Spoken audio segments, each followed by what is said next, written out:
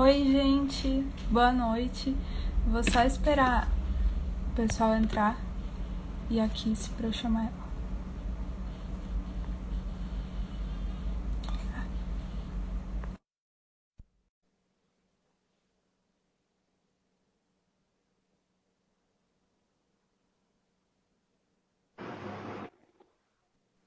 Oiê, Oi, boa noite. boa noite. Espera aí que eu vou trocar a minha. Pronto, Oi, tudo bem? tudo. Gente, para quem não conhece, a Xiane, ela trabalha no Labogel, que é o laboratório da professora Valéria, que a gente fez a live semana passada. E você pode começar se apresentando já. Oi para todo mundo, boa noite. Como a Malu falou, meu nome é Xiane. Hoje eu sou pós-doc junto com a professora Valéria, ela é minha supervisora no projeto que eu trabalho. Eu entrei na UFES em 2006. Fiz parte da última turma da grade antiga e mudei junto com o pessoal para a grade nova. E aí eu terminei a grade nova em 2000, final de 2010, me formei em 2010, e aí eu fiz mestrado em meteorologia. Eu vou falar um pouquinho detalhadamente depois sobre como foi a minha graduação, mas só para fazer um resuminho agora.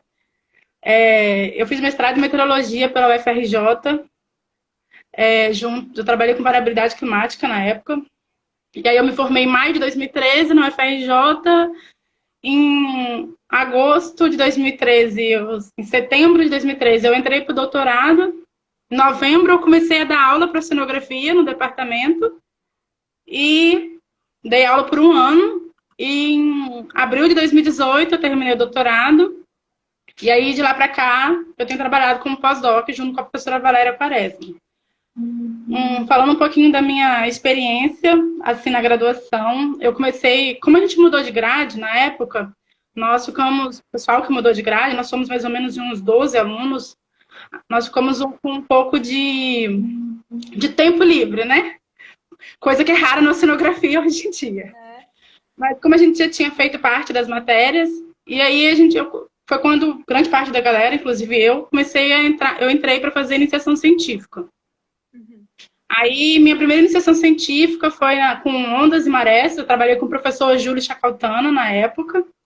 Eu trabalhei 2 anos com o Júlio, primeiro com difração de ondas no Swan e depois com ressuspensão de sedimentos na Baía do Espírito Santo. E aí foi a primeira vez que eu comecei a trabalhar com interação, a parte física e a parte geológica da oceanografia. E aí eu vi que era aquilo que eu gostava também, né? Eu gosto de várias coisas da oceanografia, mas essa parte é uma parte que eu gosto bastante. Aí, quando foi em 2009, eu participei 2 PIBICs, né? E aí, no segundo PIBIC, eu ganhei menção honrosa com o professor Júlio pelo trabalho que a gente desenvolveu, foi bem legal. Naquela época, naquele ano, também uma aluna da oceanografia, a Gabriela, ela também participou daquele evento, ela também ganhou como melhor trabalho, junto com o professor Alex, foi bem legal participar daquele evento. E aí foi quando eu comecei a trabalhar com o professor Renato Ghisolfi no DOC. E aí a gente começou a trabalhar com variabilidade climática, mas aí apareceu o projeto Casadinho. O projeto Casadinho foi um projeto grande, que envolveu vários professores, foi bem legal. Eram muitos campos, com vários professores em campo, foi uma coisa assim, uma experiência muito, muito enriquecedora para os alunos que participaram daquele projeto, junto com os professores. A gente, hoje, revisitando algumas fotos, né, nessa nostalgia do Dia do Oceanógrafo, a gente encontrou algumas fotos de campo junto com os professores. Foi bem legal, a gente aprendeu bastante com eles. E aí eu trabalhei com modelagem de maré no sistema Piraquê-Sul-Piraquê-Mirim, que é um sistema estuarino que tem aqui em Aracruz. Aí eu formei no PCC em 2010 nessa área, e aí eu queria partir para algo diferente, queria fazer algo novo, queria aprender bastante coisa, e aí eu fui fazer meteorologia no UFRJ. Lá, o interessante do mestrado é que, assim como na oceanografia, a meteorologia ela é um mundo de possibilidades, né? E aí, na minha turma, tinha piloto de avião, arquiteta, meteorologista, oceanógrafo, agronomista. Então, tipo assim, tinha gente de várias áreas. Eu tinha até biólogo na minha turma, para fazer mestrado em meteorologia. Foi bem legal. E aí, eu trabalhei com variabilidade climática. Eu estudei a influência de uns modos de variabilidade climática do Oceano Sul e a influência dele na precipitação no sul do Brasil. E aí eu formei em maio de 2013. E quando eu fui para o doutorado, eu tinha muitas dúvidas, que eu acho que são as mesmas dúvidas que eu acho que a gente tem, tanto na graduação quanto no mestrado. Né? E aí eu queria trabalhar com várias coisas ao mesmo tempo, e foi mais ou menos isso a minha tese. A minha tese foram 3 capítulos. No primeiro capítulo foi meteorologia, que foi vento.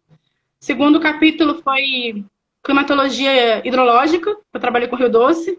E no terceiro capítulo eu trabalhei com resuspensão de sedimento. Só que agora na plataforma continental do Espírito Santo. A gente até submeteu agora. Estamos aí na expectativa desse último capítulo. No pós-doc, foi mais legal porque eu vi que tudo aquilo que eu aprendi ao longo do curso, todo esse mar de possibilidades, ele está caindo na minha vida agora no pós-doc. Porque hoje eu trabalho com análise de dados de todas as áreas da oceanografia. Para quem me conhece, eu tenho um quê de queda com estatística. Eu tenho um abismo com estatística assim mesmo. Eu gosto bastante de trabalhar com análise estatística de dados oceanográficos. Eu tenho trabalhado com dados. Hoje eu estava trabalhando com eles. Dados de metais, nutrientes, Legal. fito, zoo, concentração de sedimento, granulometria. E assim, a gente tem aprendido bastante com esse projeto, né? Eu estou trabalhando no monitoramento, no PMBA, que é o monitoramento da biodiversidade aquática. Então, está sendo bem enriquecedor o aprendizado que eu estou tendo nesse projeto. Sim. Eu acho que você podia falar também sobre as suas experiências na iniciação científica, porque eu lembro da nossa conversa, você falando que vocês viveram muito na prática isso, né? Bem legal você falar. Então, quando a gente mudou de grade, né, antes, na grade anterior, não tinha cálculo 2. Agora passou a ter cálculo 2, que agora vocês passam por isso, né? E quando eu entrei para o laboratório do professor Júlio, o Júlio, ele tem não sei se ele ainda tem essa característica, mas na época ele tinha uma característica muito de fazer com que a gente vivenciasse aquilo de forma bem prática mesmo. Então, na época eu estava aprendendo séries em cálculo 2, e o Júlio fazia a gente quebrar, né, detalhar toda análise de componentes de maré na mão, e a gente apresentava isso para o laboratório. Então, eu comecei a ter essa experiência tanto de escrever, que eu acho que é uma das principais coisas que a gente aprende na iniciação científica, é melhorar a nossa escrita, e aí você chega com um TCC muito mais maduro. Eu trabalhei com análise de dados bem prática mesmo, então tudo que a gente vivenciava na sala de aula, eu fazia dentro do laboratório.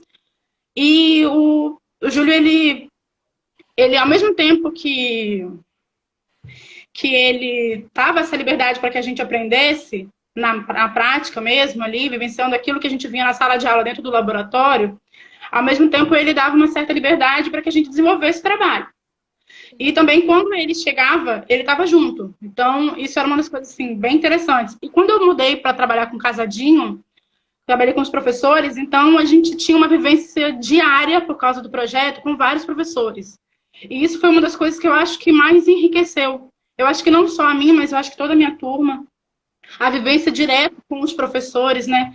De trabalhar com eles ali no campo, aprendendo com eles a mexer em equipamento, a trabalhar em campo, a reconhecer os processos em campo. Então, assim, e a campo com a Jaque sempre é uma experiência de sentir a oceanografia geológica dentro da gente, né?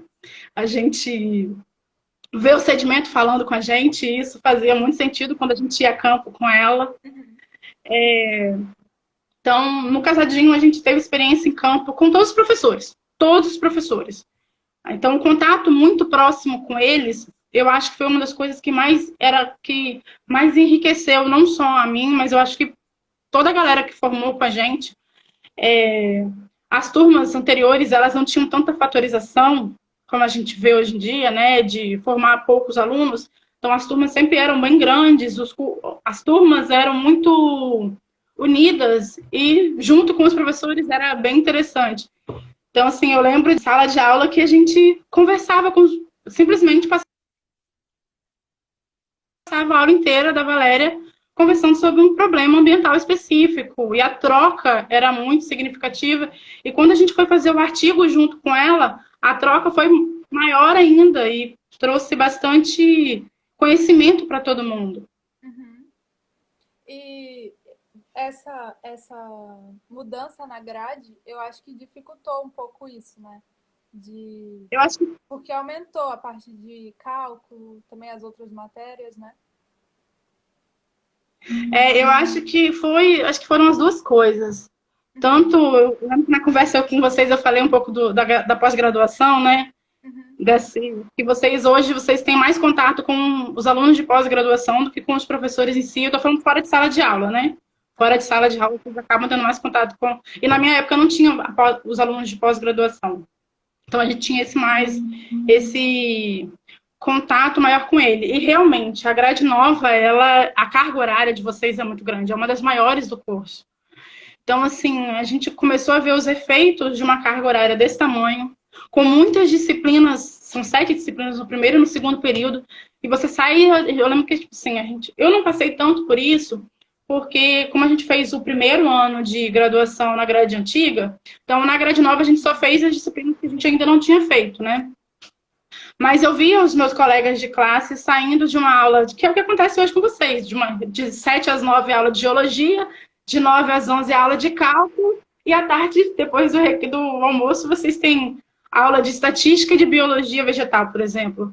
Então, tipo assim, essa mudança de conhecimento, hoje, ao mesmo tempo que é importante, é legal, eu acho que é uma das coisas que faz o curso de oceanografia ser um dos cursos mais divertidos, porque você pode transitar em diferentes áreas e conhecer tudo ao mesmo tempo. Eu acho que é uma das partes mais pesadas, porque a carga horária é muito alta. É um volume são 600 horas de disciplinas optativas. 600 horas. 2 vezes cálculo, né? Nem lembro disso. Nossa. A gente, assim, só que Não, um colega escreveu aí, é que quando a gente mudou para a grade nova, os alunos que mudaram, foi nos contado na época que se a gente já fizesse o cálculo 2 na engenharia civil, esse cálculo ia ser reaproveitado. Ia ser aproveitado. E aí a gente fez. E não foi reaproveitado? Não, a gente teve que fazer de novo. A gente fez, passou e teve que fazer de novo. Nossa, que tristeza. Mas foi legal, porque a professora de cálculo 2, que deu cálculo 2 para minha turma, ela foi uma das melhores professoras que eu já tive na minha vida. Ela foi aquela que eu falei com vocês na reunião, que ela tinha preocupação de que ela dava listas e listas de exercício, ela tinha preocupação, ela fazia parte do colegiado da oceanografia, então ela tinha uma preocupação muito grande. Seja que tudo que a gente visse em sala de aula, a gente era alguma coisa relacionada ao curso. Nem sempre ela conseguia fazer isso, por causa de alguns assuntos em específicos, mas ela tentava, e isso foi bem importante. Eu acho que isso é uma das coisas que eu até comentei com vocês em relação ao mestrado. Eu tive o meu primeiro contato de estatística mais profundo.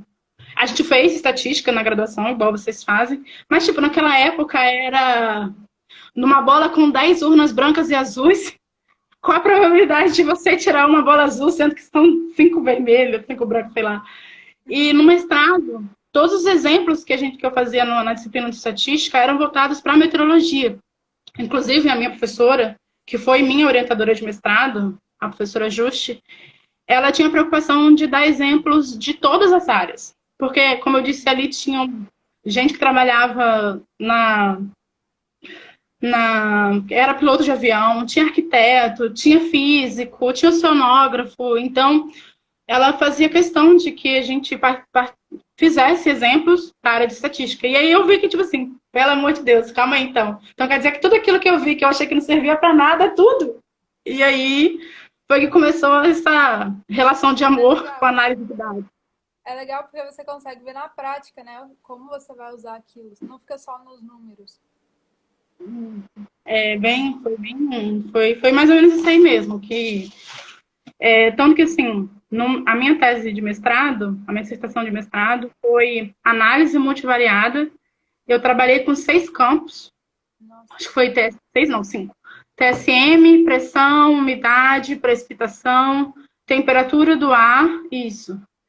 E como esses 5 campos se relacionavam, né, no cinturão sul do hemisfério sul, do Oceano Sul, de 40 até 80 graus, de como essas 5 variáveis, elas covariavam no espaço-tempo para influenciar a precipitação no sul do Brasil. E aí é toda uma sequência de análise de dados, que não vale a pena parar para explicar aqui agora, é um outro momento, quem sabe, mas foi bem legal.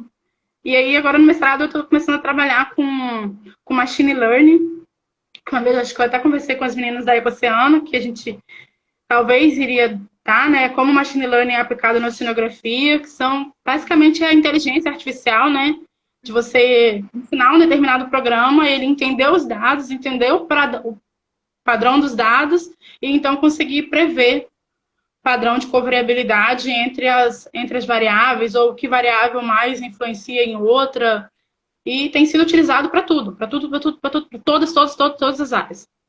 Muito legal. Eu lembro também que você falou sobre que antes, foi até a Rai que comentou, que hoje em dia tem muita competitividade entre os alunos, e você até comentou que na sua época isso era muito diferente, que era todo mundo unido. Você podia também falar sobre isso, achei legal. Eu acho que isso é uma das coisas que eu acho que mais me entristece hoje vendo o curso de oceanografia, porque as turmas, como eu falei na reunião, as turmas de oceanografia antigamente nós andávamos em bando. Nós realmente andávamos em bando pela universidade. Então, assim, sempre estava a maior parte da turma juntos. E isso eu falo para a minha turma e para os meus veteranos. A partir da turma de 2007, a gente começou a observar uma certa variação. Inicialmente, foi, acho que principalmente por causa da questão da reprovação, né? Que aí você acaba, tipo, os horários acabam mudando bastante, porque quem fica acaba não acompanhando o restante da turma que passou, então isso acaba influenciando um pouco. Mas quando eu voltei do mestrado para Vitória, uma das coisas que eu mais escutava era que tinha gente escondendo coisa, tipo, eu consegui tal informação de um professor ou de um assunto, ou consegui ou vou desenvolver algum determinado estudo e vou só eu e a minha panelinha. Cara, isso não acontecia na nossa época. E eu acho que isso é uma das coisas que mais empobrece o curso de oceanografia. Porque, tipo, não funciona. O curso de oceanografia é um curso que foi feito para andar junto. Quando a gente fazia prova, nós estudávamos juntos. Nós marcávamos cedo, nós sentávamos depois do almoço. Então, quem podia participar, todo mundo participava. Então, a gente estudava para a prova junto, fazia relatório junto, a gente ia para o LIEG junto, a gente ia para a biblioteca junto, a gente era expulso da biblioteca no último sinal junto. E isso favoreceu bastante para que a gente se construísse, porque hoje, muitas das pessoas que formaram na minha época, ou não formaram, e nas turmas logo um pouco depois, 2011, 12, acho que no máximo 13, porque quando eu cheguei em 2013 aqui, foi quando eu escutei mais sobre essa coisa de você, olha, o grupinho de fulano conseguiu uma informação com o professor sobre a prova. E, tipo, só a gente vai usar isso? Não, isso não existia na minha época e, cara, não existia mesmo, porque se um conseguisse, era para todo mundo. se o resumo que alguém fazia era o resumo para todo mundo. E isso era bom porque hoje eu posso dizer que eu me desenvolvi melhor no curso na área de física e de geologia. Então, na parte de oceanografia física e oceanografia geológica. Mas teve colegas que formaram comigo que eram melhores na parte da oceanografia química. Então, nas minhas limitações, eles me ajudavam e eu ajudava eles. E havia essa troca que existe, inclusive, até hoje, que a gente se encontra para poder fazer artigos juntos, para trabalhar em projetos juntos. Mesmo que a gente não trabalhe junto, a gente orienta, passa informação. E não existe essa coisa de você prender informação. E, cara, o primeiro nome que vai ter lá no artigo é o primeiro nome, o resto não faz diferença. E na hora que você passar no concurso e você for usar aquele artigo de alguma forma, ninguém quer saber se você foi o primeiro ou o terceiro artigo. O importante é você estar lá. É você ter participado de fato. É você ter aprendido de fato. E como a oceanografia é uma disciplina, como a Diana falou, multidisciplinar, quanto mais pessoas envolvidas, mais conhecimento você tem num determinado projeto ou num determinado estudo. Isso é maravilhoso. Eu acho que hoje, assim, eu acho que uma das coisas que, se isso ainda existe na oceanografia, isso tem que acabar. Porque, senão, porque nós estudamos oceanografia. Eu estudo o oceano com todas as suas particularidades. Eu tenho limitações aqui e sou boa lá. Então, a pessoa que que for melhor nas minhas limitações, ela vai contribuir para mim e eu vou contribuir para ela. Isso é o que faz, cara. É a melhor coisa que a gente tem do curso, é isso. Eu acho super triste, mas eu espero que isso mude quando as aulas voltarem. A gente vai passar a ouvir nos corredores que, caraca, tá todo mundo compartilhando informação, tá todo mundo compartilhando conhecimento. Quando alguém me pergunta, cara, como é que você acha que você sabe sobre um assunto? Eu sei sobre um assunto quando eu explico para alguém e alguém entendeu. Então, quanto mais pessoas entenderem o que eu estou explicando, mais significa que eu sei explicar aquele assunto. E também, quanto mais você explica, mais você aprende, né? Então, não tem por que não compartilhar uma coisa que vai estar te ajudando também, além de ajudar o outro.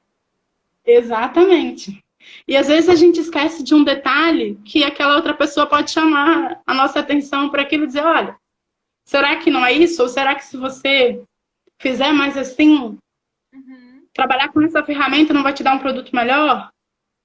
E isso que é importante. Com certeza. Eu queria te perguntar o que você acha que é importante para um profissional durante a sua graduação? Tá. Eu acho que uma das primeiras coisas que é importante, eu falo que o curso de oceanografia ele exige muita disciplina. Ser um profissional da área de oceanografia exige muita disciplina. Por diferentes razões, né? Pelas disciplinas que um dia você vai vivenciar. Mas porque a gente tem uma carga horária muito grande. E hoje, inclusive hoje, se eu não tiver disciplina para poder trabalhar naquele assunto, as chances de dar errado são muito grandes. Então, eu acho que a primeira coisa, para quem está entrando hoje no curso de oceanografia e para quem vai formar, é ter disciplina. Segundo, é saber inglês. Se você não precisa ser um expert, até hoje, quem me conhece sabe que eu não sou fluente. Mas, pelo menos, ler, a gente precisa ler bem. Na minha época, eram poucos os materiais que a gente tinha em português, além do próprio material do professor, que a maioria deles, inclusive, não passava pra gente, né? Então, a gente tinha basicamente que estudar em livros em inglês, a gente estudava em livros em inglês, a gente estudava artigos em inglês sobre um determinado assunto, e aí eu acho que inglês é a segunda coisa que é bastante importante. E a terceira coisa é aquilo que eu falei, trabalhar em grupo, é saber trabalhar em grupo. Ninguém na oceanografia trabalha sozinho. Ninguém. Eu não conheço. Nem quando você está desenvolvendo a sua tese de mestrado, sua tese de doutorado, você vai trabalhar sozinho. Porque você vai precisar conversar com outras pessoas, discutir com outras pessoas e ouvir outras pessoas é muito importante. Às vezes o que eu vejo ainda hoje por alunos de mestrado e doutorado é não escutar. E assim, você pode até divergir e argumentar. Mas escutar, você tem que escutar. Porque a gente já passou por aquela situação, então a gente está querendo te ajudar nesse caminho. Ninguém está querendo te atrapalhar, não. Mas é entender que na oceanografia, como acho que o nome do curso já diz, nós somos 5 áreas que não trabalham sozinhas, são 5 áreas que andam juntas. Então, um profissional da área de oceanografia não anda sozinho. Sim. Acho que é isso. Ter espírito de equipe, saber trabalhar em equipe. Para quem não sabe, tem que aprender. Inglês, vai desenvolver, mas todo mundo tem que chegar nesse ponto. E disciplina. Porque um curso com uma carga horária muito grande, eu acho que os alunos de hoje da oceanografia entram na iniciação científica muito tarde. Então, eu acho importante entrar mais cedo para você poder melhorar a sua escrita, a sua capacidade de analisar dados, sua capacidade de discutir. Ninguém está pedindo que um TCC vire uma dissertação de mestrado. Mas hoje, para você ter certa maturidade, até mesmo para produzir um TCC, exige que essa maturidade ela vai sendo desenvolvida ao longo do tempo. Então, é necessário que as pessoas entrem mais cedo na iniciação científica e então vai ler bastante em inglês principalmente, né, o material, vai trabalhar em equipe, enfim, acho que é esse o caminho aí, entendeu? Sim.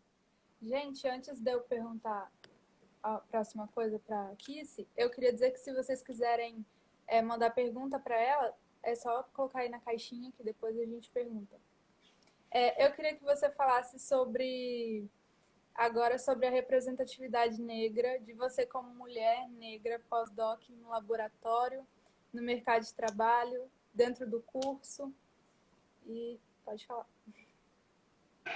É um assunto que a gente a gente está vivenciando mais esse assunto, né?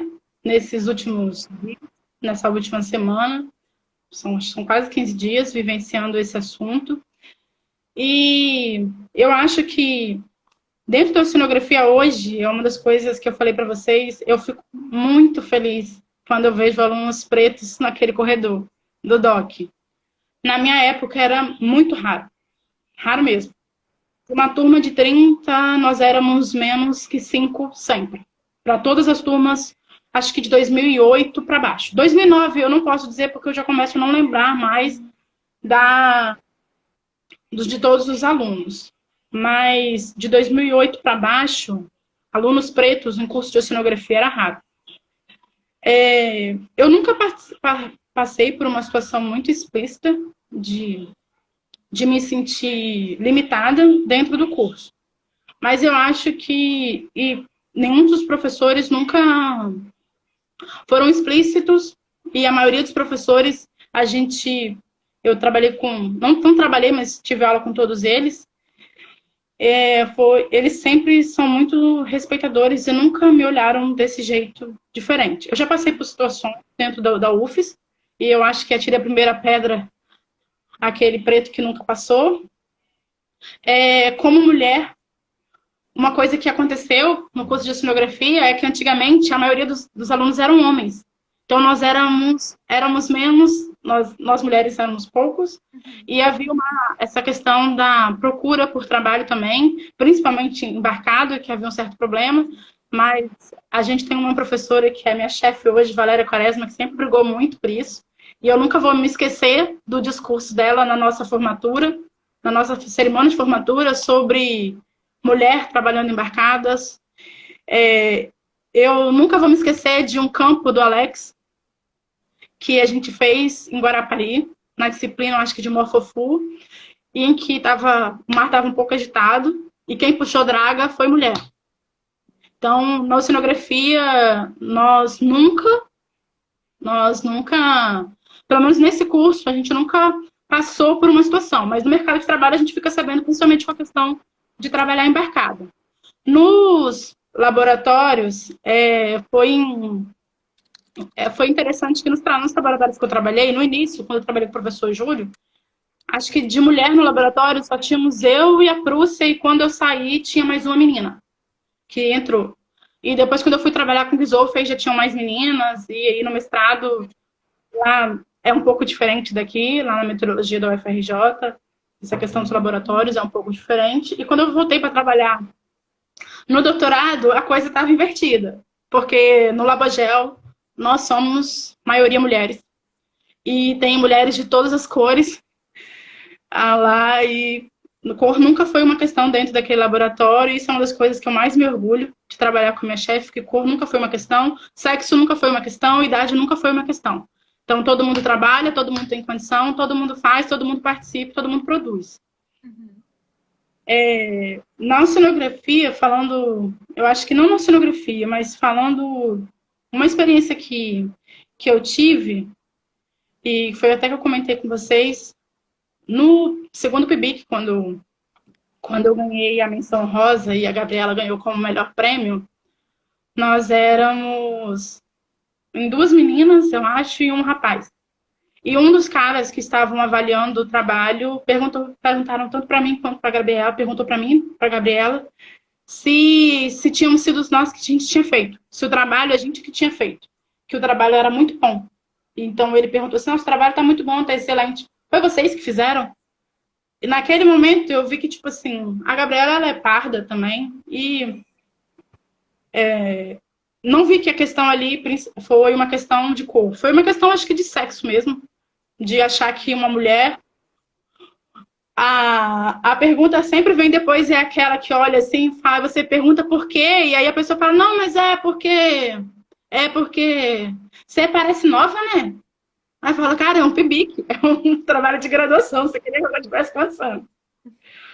Mas enfim, né? E quando o rapaz apresentou depois, e ele não perguntou nada, e aí ficou claro que era uma questão de ele duvidar do fato de 2 mulheres estarem recebendo um prêmio por excelência de trabalho. E eu acho que ele não estava muito acostumado com isso. Mas de lá para cá, eu acho que como a gente aumentou em número, nós somos em muitas, e também a questão do empoderamento, da autoafirmação, de você não se esconder. Se não tem essa história do professor falar mais alto, ou de um aluno falar mais alto, de um colega falar mais alto. A gente sempre se afirma mais, né, se posiciona. Eu sou conhecida por sempre me posicionar bastante nas questões, não deixar quieto, e eu acho que isso fez com que a gente ganhasse mais espaço. Acho que uma das coisas que a gente mais está aprendendo hoje é que ficar calado não resolve, não faz com que a outra pessoa te perceba. Então, às vezes, é necessário que a gente eleve o tom de voz, e elevar o tom de voz não necessariamente é gritar, mas é saber argumentar. Quando a gente estuda e a gente sabe argumentar, e contra-argumento não tem opinião. Com certeza. Achei muito legal. Até comentaram aqui que uma das turmas a maioria era mulher. E a nossa turma, desse ano a gente quase não teve aula, né? Mas as poucas aulas que a gente teve, a nossa turma, a maior parte é mulher também. Eu acho que só tem 2 homens, 2 ou 3. São pouquíssimos homens, a maior parte da turma é mulher. Nossa, acho que na minha época, acho que nós éramos em 11, 12 meninas, mulheres, e a maioria, inclusive os veteranos, salvo umas pouquíssimas turmas que tinham uma maioria feminina, mas, e assim, como nunca a gente não teve essa diferença em campo, dentro da graduação, eu acho que quando a gente sai para o mercado e a gente leva um susto, quando existe essa limitação de não, mas para esse trabalho aqui é melhor que seja homem, porque vai trabalhar embarcado, já tem muito homem, e aí você fica assim, não.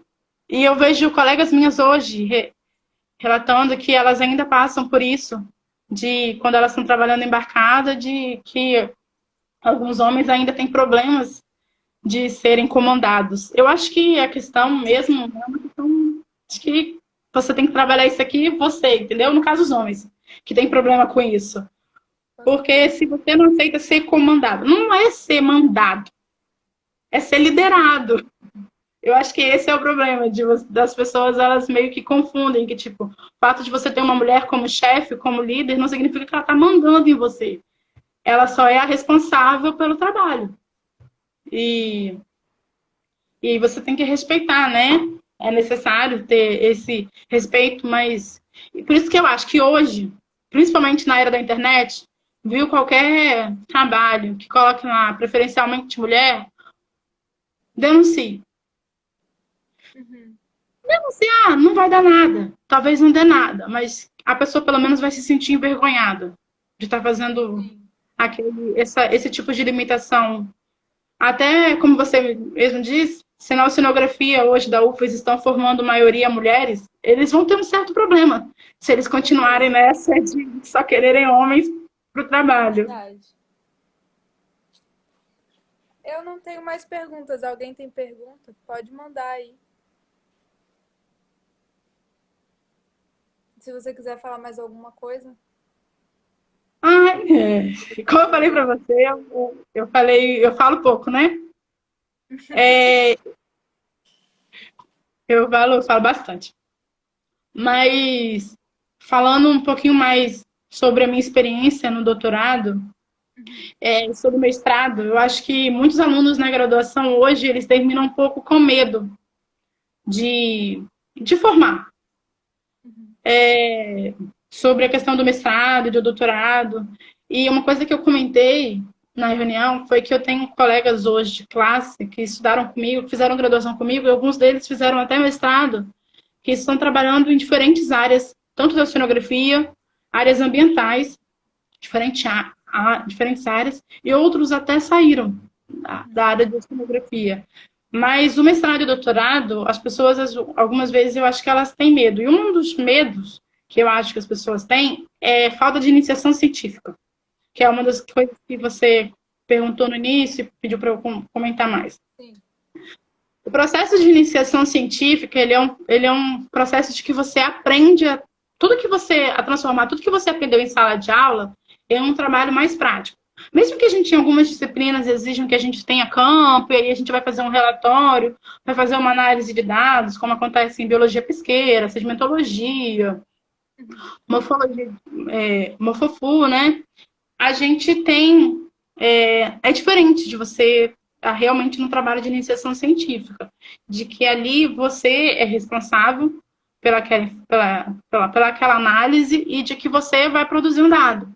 E você vai produzir um dado, uma análise, um conhecimento que você quer. É um caminho que você vai seguir. E aí, às vezes, hoje, quando eu sou chamada para avaliar a banca de TCC, né, para avaliar trabalho de conclusão de curso, uma das coisas que eu mais percebo é que a diferença nos níveis de TCC estão ligados principalmente ao tempo que os alunos estão dentro de laboratórios. Então, aí eu vou fazer um convite coletivo por todos os professores. Procurem seus professores. Alunos de oceanografia podem trabalhar em diferentes áreas.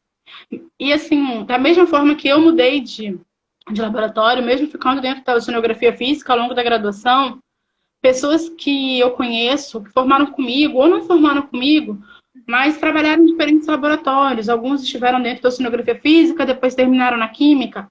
Alguns começaram trabalhando com a parte de gerenciamento costeiro e foram para a oceanografia química e, por fim, trabalharam com a interação de dados biológicos e dados químicos.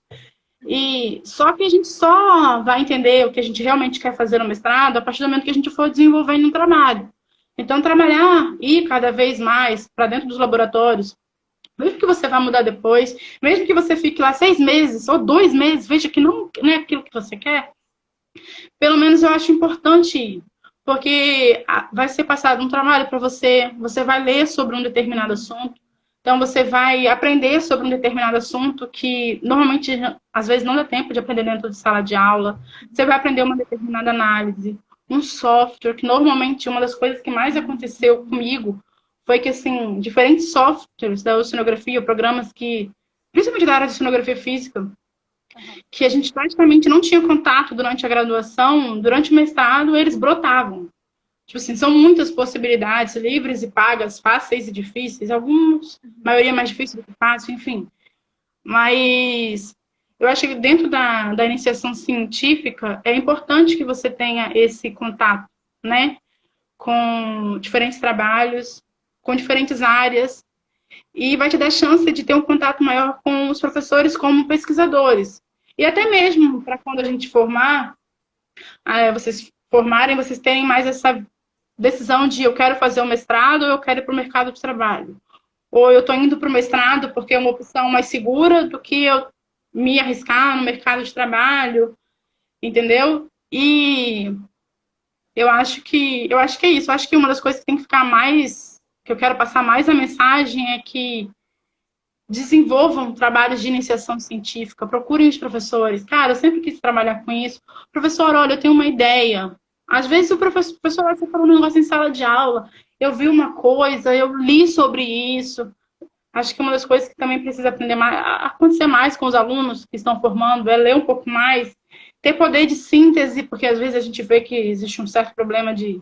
Não um certo problema, acho que é uma dificuldade justamente porque não se acostuma a poder a fazer síntese, a fazer resumos dentro do curso. E outra coisa também que eu acho que é uma das coisas que mais acho que mais me trouxe conhecimento dentro do curso foi o que eu falei, foi sobre escutar os professores, tanto dentro de sala de aula como fora de sala de aula, na iniciação científica principalmente, porque a gente tinha muitos seminários, então nos seminários, então tipo assim, dentro do laboratório do Júlio, na época nós éramos oceanógrafos, físicos, engenheiro mecânico e engenheiros ambientais. Então, tipo assim, tinham pessoas de diferentes áreas trabalhando na área ambiental, e a troca era muito grande, e hoje dentro do Labogel acontece a mesma coisa, porque eu trabalho com transporte de sedimento, mas eu tenho colegas que trabalham com floculação, sedimento coesivo, geofísica, a parte de rodolitos.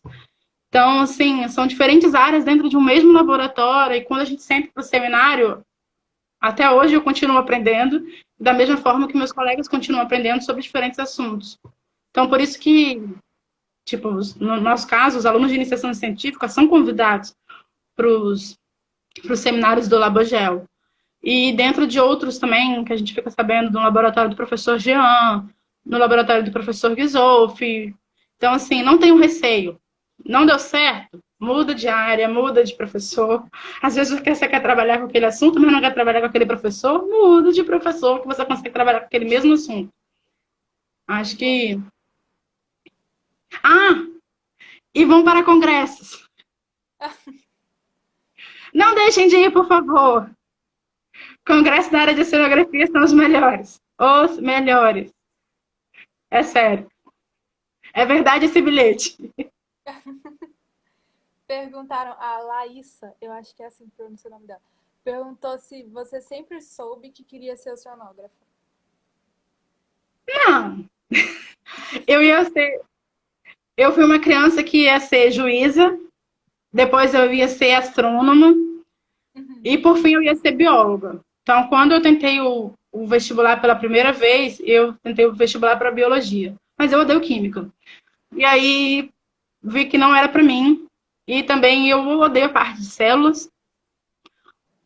Eu gosto de uma parte da biologia, uma parte grande, diga-se de passagem. E aí eu vi que eu gostava de ecologia. Então eu gostava de ler sobre esse assunto. Principalmente ecologia de mamíferos marinhos. E aí eu conversei com um colega que hoje trabalha, que ele não é oceanógrafo, ele é ecólogo. E aí ele conversou comigo e ele falou assim, eu acho que você tinha que fazer oceanografia. E juro pra você. No 2005, eu olhei pra cara dele e falei, o quê? Fazer o quê? Aí já tinham 5 anos do curso de oceanografia na UFES. E aí eu falei, e ele falou, aí eu fui buscar mais sobre o curso.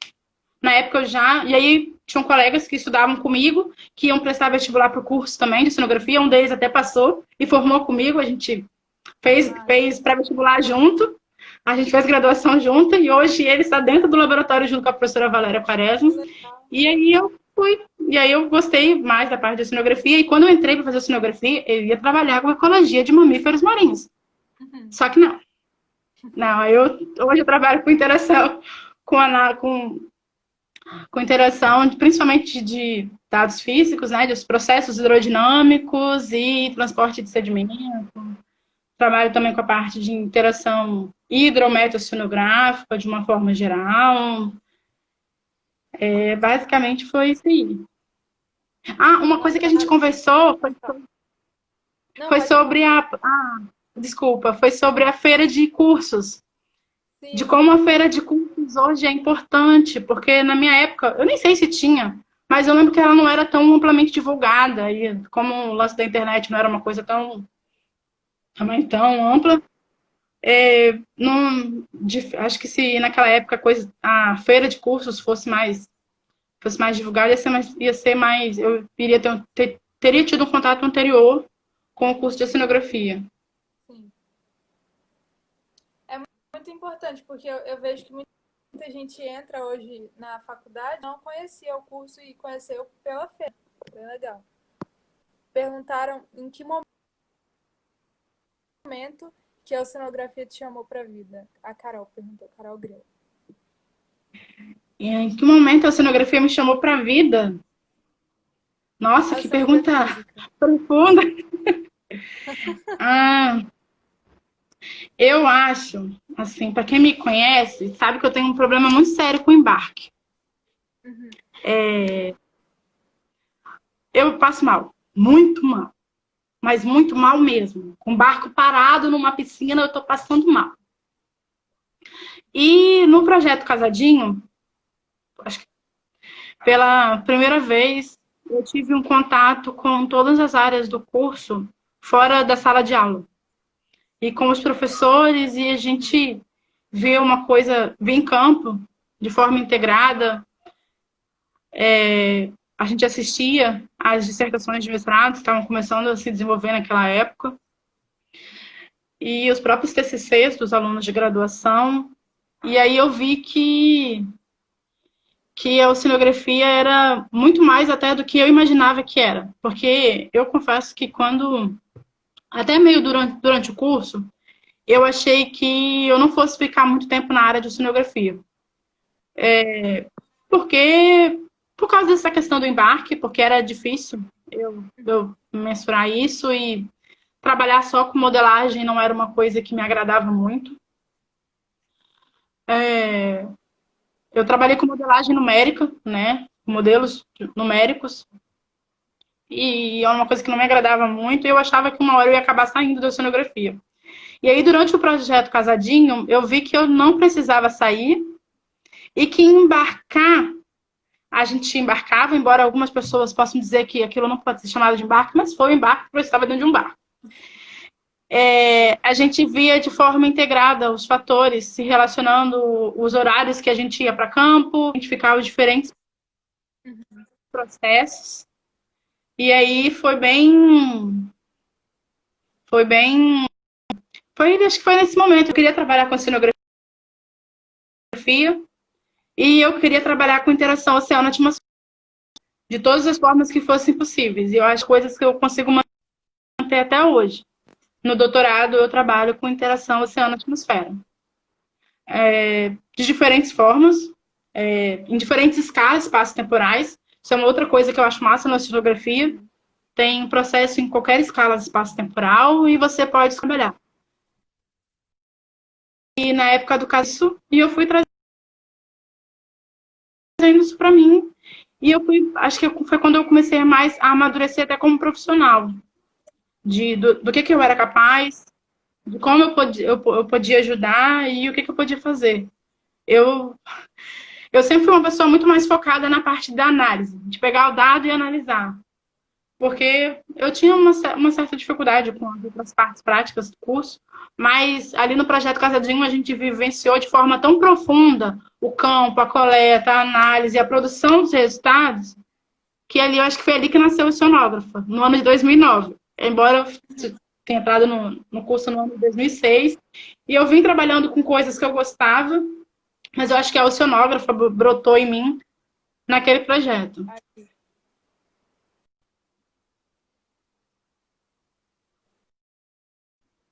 Ela travou.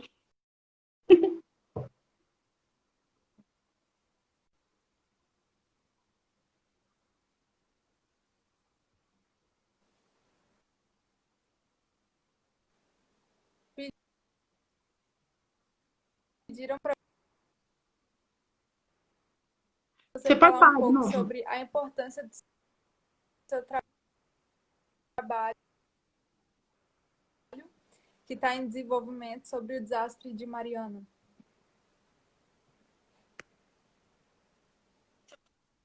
Meu trabalho no desenvolvimento do... Não, essa última parte não. Sobre o desastre de Mariana. Ah, tá. Quando ocorreu o desastre, o crime ambiental, o rompimento da barragem, eu já trabalhava no projeto, foi em 2015, foi em novembro de 2015, né? Então, eu já trabalhava com a parte do... Eu já trabalhava com o Rio Doce na época. Eu estava desenvolvendo meu segundo capítulo. Desenvolvendo não, estava desenvolvendo. Já tinha alguns primeiros resultados da parte do aporte do Rio Doce quando tudo aconteceu. E o professor Alex e a professora Valéria, junto com outras pessoas do laboratório, eles trabalharam ativamente no monitoramento desde o rompimento da barragem. Então, a gente acompanhou tudo. Algumas pessoas até costumam brincar que todas as informações que a gente precisa sobre aquele assunto eu tenho armazenado porque eu estava desde o início. Então, no período emergencial, eu trabalhei junto com o professor Alex na integração dos dados dentro da forma que era possível na época. A gente estava aprendendo um pouco sobre o que tinha, como era esse material que estava chegando, como ele estava alterando e impactando a biota, a dinâmica sedimentar na região. Então, foram trabalhos, ao mesmo tempo que os campos eram mais curtos, foram trabalhos que se desenvolveram ao longo de quase 2 anos. Então, de novembro de 2015 até janeiro, fevereiro de 2017, foi um processo que a gente trabalhou muito ativamente. Então, ao mesmo tempo que eu estava desenvolvendo meu doutorado, eu estava trabalhando junto com o professor Alex na análise dos dados e na produção dos relatórios. Então, eu ficava mais responsável por relatório de cada área. Na época, era bentos, ictioplâncton, hoje o integrado marinho. Então, era a parte física, sedimentológica, química, tinha a parte de ictio e tinha a parte de fitos ou bentos. Então, eu lia esses trabalhos, eu lia todos os relatórios e fazia uma integração bem leve.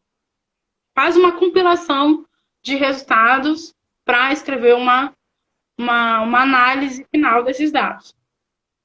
E aí, quando iniciou o projeto do PMBA, né, desde aquela época já se falava no monitoramento de longo prazo da região impactada.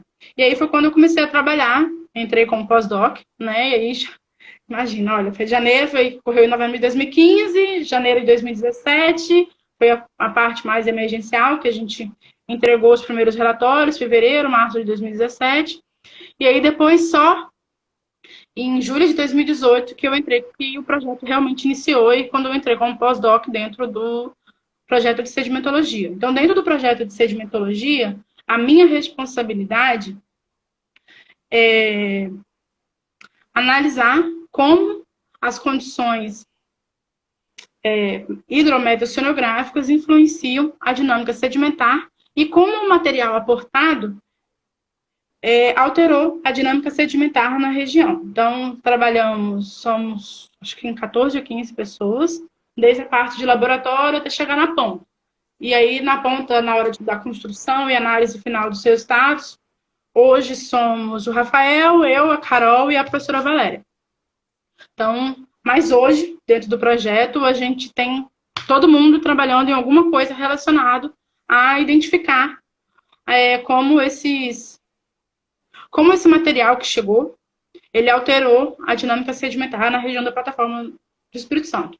A gente vem até publicando alguns trabalhos na área, e hoje, como a minha responsabilidade inicialmente começou assim, e num período de necessidade, eu auxiliei os professores responsáveis, que são responsáveis pelo monitoramento da base marinha.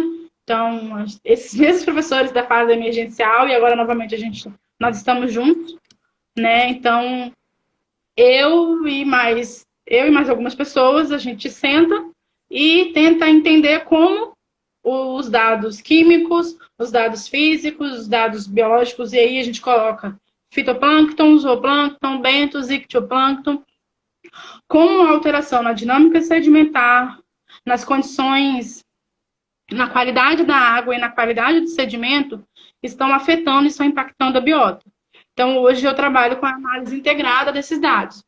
Então, hoje eu me divido nessas duas partes. Eu contribuo ainda dentro do projeto de sedimentologia, né, fazendo a análise junto com a Carol, com o Rafael e com a professora Valéria, principalmente, sobre como esse material alterou a dinâmica sedimentar e também contribuo fazendo uma análise integrada, né, com os professores sobre como esse material alterou a qualidade da água e a qualidade do sedimento e como a qualidade da água e a qualidade do sedimento impactada, alterada, está influenciando a biodiversidade marinha.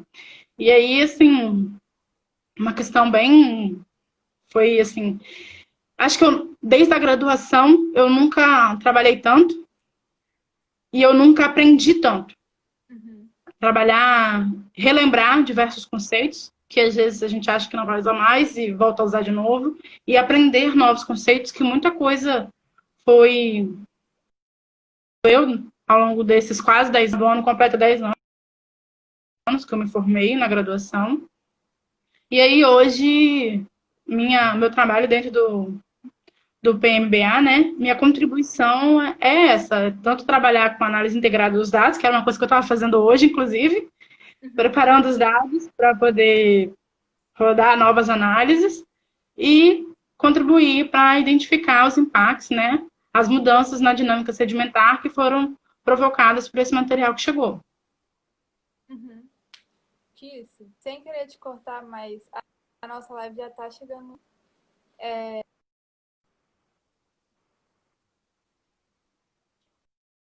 56 minutos agora. E eu queria te agradecer muito por estar aqui com a gente. Se você quiser falar, travou.